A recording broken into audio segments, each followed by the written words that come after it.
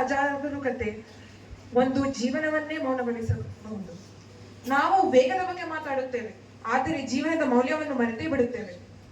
ಇಂದು ನಾವು ಇಲ್ಲಿ ಸೇರಿರುವುದು ಭಯ ಹುಟ್ಟಿಸಲು ಅಲ್ಲ, ಜೀವ ಉಳಿಸಲು. ಯಾಕೆಂದ್ರೆ ಪ್ರತಿ ಜೀವಕ್ಕೂ ಒಂದು ಮನೆ, ಒಂದು ಕನಸು, ಒಂದು ಕಥೆ ಇದೆ. ದಾರಿದೀಪ. ಅಯ್ಯ ಶರಣು ಬೆನಕ ನೀಡಯ್ಯ ಬಾಳೆಲ್ಲ ಬೆಳಗುವ ಬೆಳಕ, ನಿನ್ನ ನಂಬಿದ ಜನಕ್ಕೆ ಉದಯ.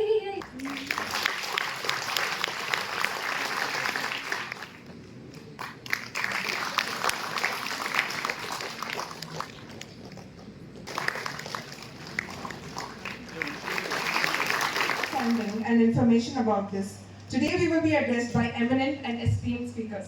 ಅಪಘಾತಗಳು ಸಂಭವಿಸುತ್ತಿದ್ದು ಬಹುತೇಕ ಎಲ್ಲ ಅಪಘಾತದ ಪ್ರಕರಣಗಳಿಗೆ ಅತಿವೇಗ, ನಿರ್ಲಕ್ಷ್ಯತನ, ಅಜಾಗರೂಕತೆ ಹಾಗೂ ರಸ್ತೆ ಸುರಕ್ಷತಾ ನಿಯಮಗಳನ್ನು ಪಾಲಿಸದೇ ಇರುವುದು ಪ್ರಮುಖ ಕಾರಣಗಳಾಗಿ ಕಂಡುಬರುತ್ತವೆ. ರಸ್ತೆ ಅಪಘಾತಗಳಲ್ಲಿ ಪ್ರತಿ ವರ್ಷ ದೇಶದಲ್ಲಿ ಲಕ್ಷಾಂತರ ಜನರು ಸಾವಿಗೀಡಾಗುತ್ತಿದ್ದು, ಅದರ ದುಪ್ಪಟ್ಟು ಜನರು ಗಾಯಗೊಂಡು ಶಾಶ್ವತವಾಗಿ ಅಂಗವೈಫಲ್ಯದಿಂದ ನರಳುತ್ತಿದ್ದಾರೆ.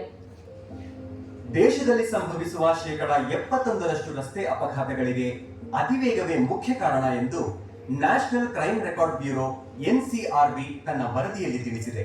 ತಕ್ಷಣಕ್ಕೆ ಯಾವೆಲ್ಲ ನಿಯಮಗಳನ್ನು ಪಾಲಿಸಬೇಕು, ಯಾರನ್ನು ಸಂಪರ್ಕಿಸಬೇಕು ಎಂಬುದು ಅತಿ ಮುಖ್ಯವಾಗಿ ತಿಳಿಯಬೇಕಾದ ವಿಷಯವಾಗಿದೆ.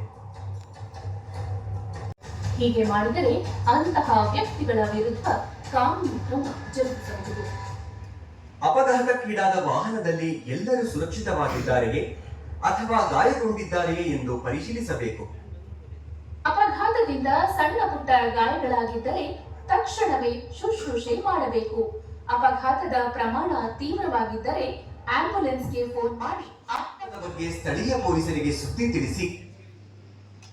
ಅಪಘಾತವಾದ ಮೊದಲು 1 ಗಂಟೆ ಅಥವಾ ಅದಕ್ಕಿಂತ ಕಡಿಮೆ ಕಾಲಾವಧಿಯನ್ನ ಗೋಲ್ಡನ್ ಅವರ್ ಅಂತ ಕರೀತಾರೆ.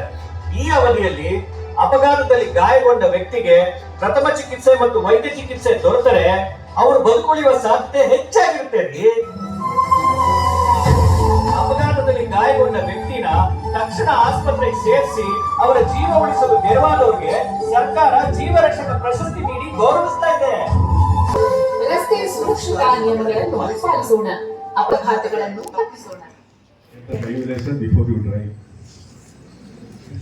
You can take risks in your studies. Little bit of risk you can take.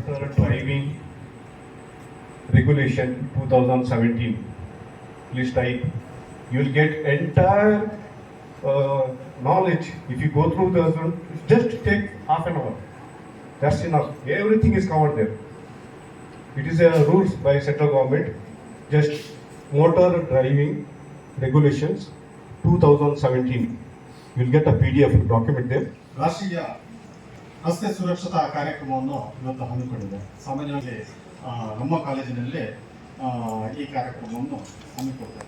ನಮ್ಮ ಸಂಸ್ಥೆಯಲ್ಲಿ 2 ಘಟನೆಗಳನ್ನು ನಾವು ಕಣ್ಣಾರೆ ಕಂಡಿದ್ದೇವೆ. ರಸ್ತೆ ಸುರಕ್ಷತಾ ಮಾಸಾಚರಣೆಯನ್ನು ಮಾಡ್ತಾ ಇದ್ದೀವಿ.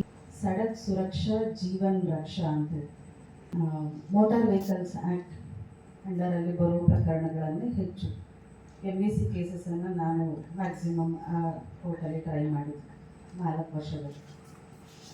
ಹೆಚ್ಚಿನ ಪ್ರಕರಣಗಳಲ್ಲಿ ಅಪಘಾತದಲ್ಲಿ ಮೃತಪಟ್ಟವರು ಯಂಗ್ಸ್ಟರ್ಸ್. ಅಲ್ಲಿ ಸಾಕ್ಷಿ ಕೊಡಲಿಕ್ಕೆ ಅಂತ ಅವರ ಫ್ಯಾಮಿಲಿ ಮೆಂಬರ್ಸ್ ಬರ್ತಾರೆ.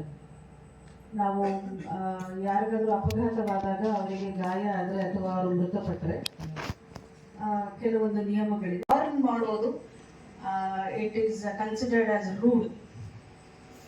ನಮ್ಮಲ್ಲಿ ಹಂಗಿಲ್ಲ. ಒಂದು ಚೂರು 1 ಸೆಕೆಂಡ್ ನಿಂತಂದ್ರೆ ಪಿ ಪಿ ಪಿ ಪಿ ಪಿ ಅಂತ ಹಾರ್ನ್ ಮಾಡ್ತಾನೆ ಇರೋದು.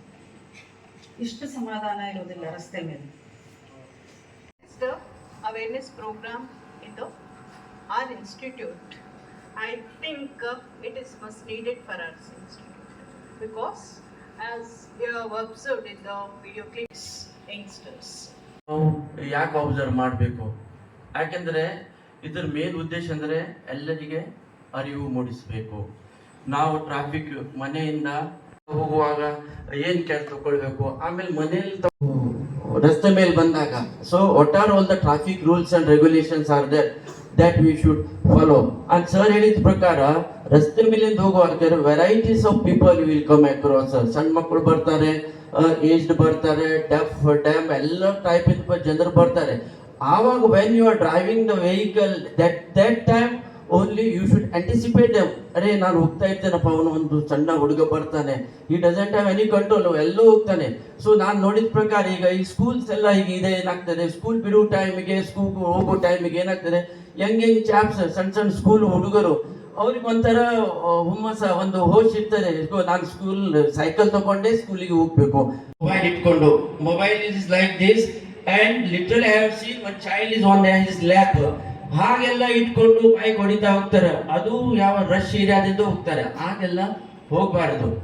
ಇದರಿಂದ ನಾನು ಈಗ ನಿಮ್ಮೆಲ್ಲರಿಗೆ ಹೇಳೋದೇನೆಂದ್ರೆ, you are young chaps, our boys, we have regretted so many things because we have lost two students, I think. ನೆಚ್ಚಿನ ವಿದ್ಯಾರ್ಥಿಗಳು ತಾವು, ನಿಮ್ಗೊಂದೇ ಹೇಳಲಿಕ್ಕೆ ಇಷ್ಟಪಡ್ತೇನೆ. ಕೊನೆಯದಾಗಿ ತಾವು ಮುಂದೆ ನಮ್ಮ ಕಾರವಾರಕ್ಕೆ ಒಳ್ಳೆ ಸೇವೆ ನೀಡಬೇಕು. ಯಾಕಂದ್ರೆ ನೀವು ಮುಂದೆ ಡಾಕ್ಟರ್ ಆಗ್ತಾ ಇದ್ದೀರಿ, ನೀವು ತಾವು ಶಿಸ್ತಿನ ಪಾಲನನ್ನ ಖಂಡಿತವಾಗ್ಲೂ ಉಳಿಸಿ ಅಂತ ಹೇಳ್ತಾ ಇದೆ. ಯಾಕಂದ್ರೆ ಈಗ ಬೈಕ್ ರೈಡ್ ಮಾಡ್ಕೊಂಡು ನೋಡಿ 2 ಜೀವ ಹೋಯ್ತು, ನಮ್ಮ 2 ಡಾಕ್ಟರ್ ಹೋದ್ರು, ನಮ್ಮ 2 ಡಾಕ್ಟರ್ನ ನಾವು ಕಳ್ಕೊಂಡ್ವಿ. ಅದೇ ನಮ್ಗೆ ಬಹಳ ದುಃಖ ಆಗ್ತಾ ಇದೆ. ಯಾಕಂದ್ರೆ ನಾವು ದೇವರನ್ನ ನೋಡ್ಲಿಲ್ಲ, ನಿಮ್ಮನ್ನ ನೋಡ್ತಾ ಇದ್ದೇವೆ. ನೀವು ಜನರ ಪ್ರಾಣ ಉಳಿಸೋರು ದೇವ್ರು ನಮ್ದು. ಅದಕ್ಕಾಗಿ ನಿಮ್ಗೂ ದೇವರು ಒಳ್ಳೇದ್ ಮಾಡ್ಲಿ ಅಂತ ಹೇಳ್ತಾ, ಕಾನೂನು ಸೇವಾ ಪ್ರಾಧಿಕಾರ ಹಾಗೂ ವೈದ್ಯಕೀಯ ವಿಜ್ಞಾನಗಳ ಸಂಸ್ಥೆ ಮತ್ತೆ ಸಾರಿಗೆ ಇಲಾಖೆಯಿಂದ ತಮಗೂ ವಂದನೆಯನ್ನ ಸಲ್ಲಿಸ್ತೇನೆ. Thank you very much.